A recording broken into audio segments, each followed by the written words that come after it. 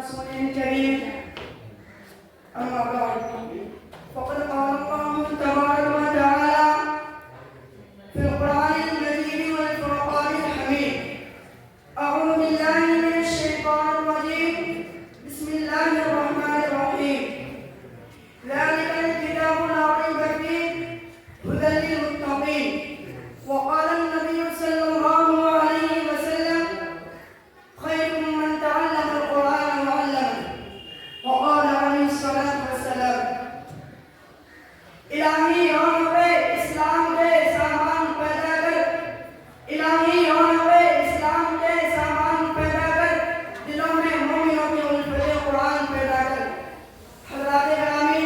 Stage پر نقل فروز بزرگان دین اور حاضرین جلسہ آج اس محفل میں اور آج اس مبارک اجلاس میں میرا موضوع سخن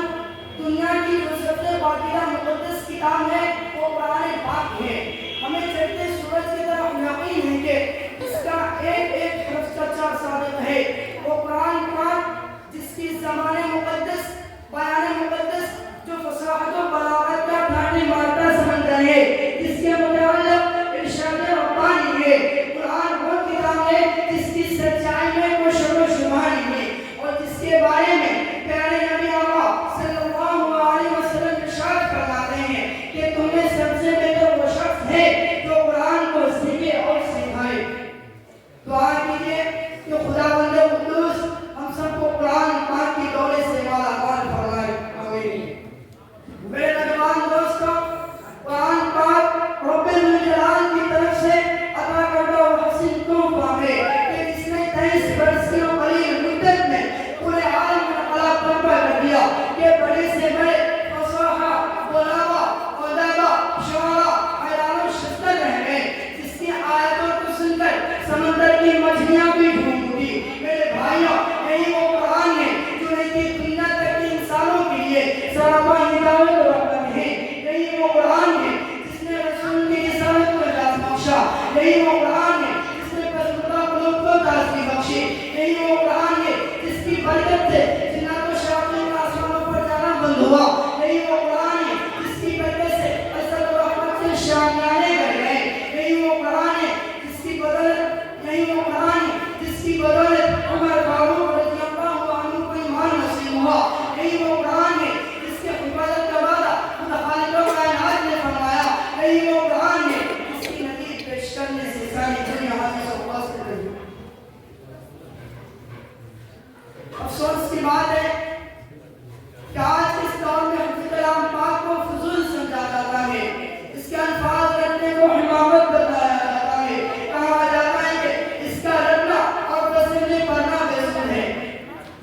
افسوس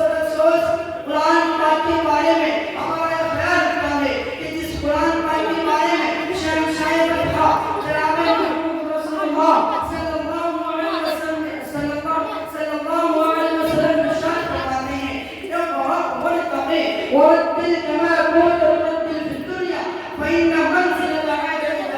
عند آخرة تقرأها جو قیامت کے دن حافظ قرآن سے کہا جائے گا قرآن پڑھتا تھا اور جنت کے درجوں پر چڑھتا تھا اور ٹھہر کرنے پر جیسا کہ دنیا میں ٹھہر کرنے پڑتا تھا بس طرح مقام اور ٹھکانہ وہی ہوگا جہاں کے لیے آخر آیت پر پہنچے یاد رکھو قرآن دنیا کی سب سے بڑی نعمت ہے زمین آسمان چاند و سورج کو اس کا مقابلہ نہیں کر سکتا یہ قرآن رب کائنات کا مقدس اور عظیم کلام ہے اور کیوں نہ ہو جبکہ اس کے اتارنے والا بھی جس کے ذریعے اتارا گیا وہ بھی امین جس ذات پر نازل ہوا وہ بھی امین جس مقام پر نازل ہوا وہ بھی امین جس مہینے میں نازل ہوا وہ تمام مہینوں سے افضل ہے اور جس رات میں نازل ہوا وہ 1000 مہینوں سے بہتر ہے میرے نوجوانوں قرآن آیت و زمان مکان میں زندگی آئی قرآن آیت و قدر و مساوات کا پیغام پھیلا قرآن آیت و مذہب اسلام پھیلا قرآن آیت و باطل کے لڑاتے جھنڈے کھل گئے قرآن آیت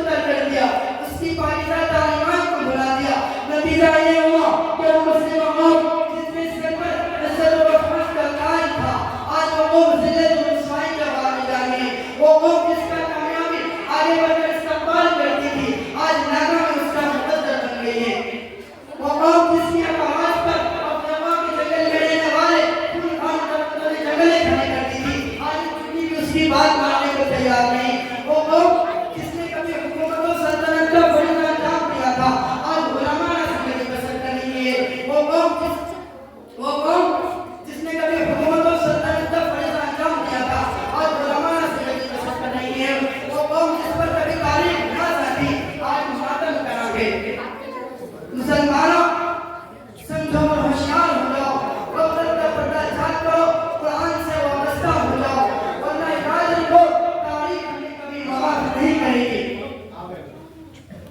मुसलमानों,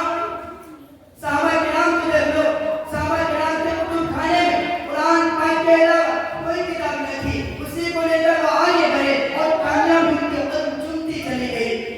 वो कुरान ही था जिसकी बरकत से बदर के मैदान में 313 के मक्का की किस्मतें बदल गई थी। लेकिन आज हमें करोड़ों मुसलमान हैं, लेकिन कुछ लोग हम पर सवार हैं। जान हमारी महफूज नहीं, माल हमारा महफूज नहीं, इज्जत और अमन से हमारी जलवा हो रहा है। ना हमारी मदारिस महफूज है, ना हमारी मदारिस महफूज है। जुल्म और सितम की चटनी हमारे ऊपर घूम रही है। दुनिया वालों, मुसलमानों का एक दौर था कि मुसलमान का मुकाबला हमान बिन वली से होता है। इधर हमान बिन वली का लश्कर 60,000 रहता है और इधर खालिद बिन वलीद का लश्कर बस 60 आदमी रहता है। हमान बिन वली जब ये देखता है कि हम 60,000 हैं और हमसे लड़ने के लिए बस 60 आदमी लेकर आया है, तो चुनांचे हमान बिन वली आगे बढ़ता है और कहता है कि हम तो समझते थे मुसलमान कौम बड़ी समझदार है, लेकिन देख कर यह मालूम होता है कि तुम अहमक हो। 60,000 से लड़ने के लिए बस 60 आदमी लेकर आए हैं। तुम अपने ऊपर जानों पर जुल्म कर रहे हो। चले जाओ यहाँ से, चले जाओ।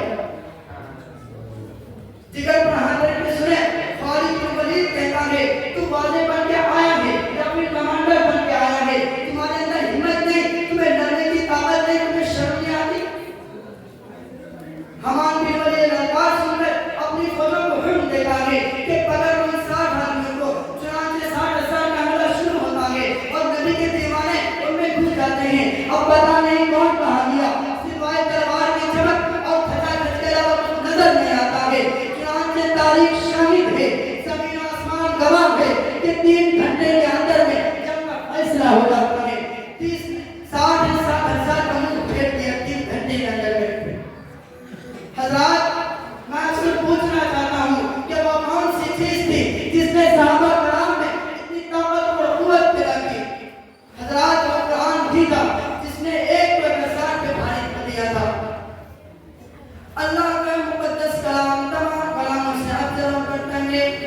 हदीस पाक में आता है फज़ल कलामिल्लाह अला साइरिल कलाम का फज़लिल्लाह अला खल्क़िही। कि अल्लाह के कलाम को सब कलामों पर ऐसे ही फज़ल है जैसे कि हक़ ताला शानू को तमाम मखलूक पर अल्लाह का दुला और खुदा का प्यारा नबी इरशाद फरमाता है कि जिसने कुरान पढ़ा और उस पर अमल किया उसके वालिदैन को कल क़यामत के दिन सूरज से भी ज्यादा रोशनदार पहनाया जाएगा। और करने का मकाम है जब वालिदैन को इतनी बड़ी अमाल से नवाजा जाएगा तो खुद मरने वाले के मकाम का क्या आलम होगा? हज़रात,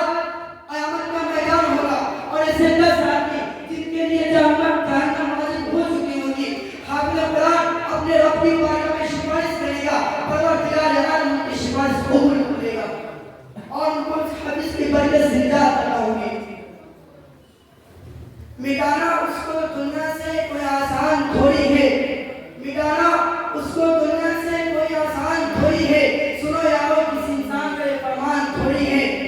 सुनो यारो, किसी इंसान का ये फरमान थोड़ी है। किताबें आज भी दुनिया में है बेइंतहा मौजूद, किताबें आज भी है दुनिया में बेइंतहा मौजूद, मगर कुरान से आला किसी की शान थोड़ी है।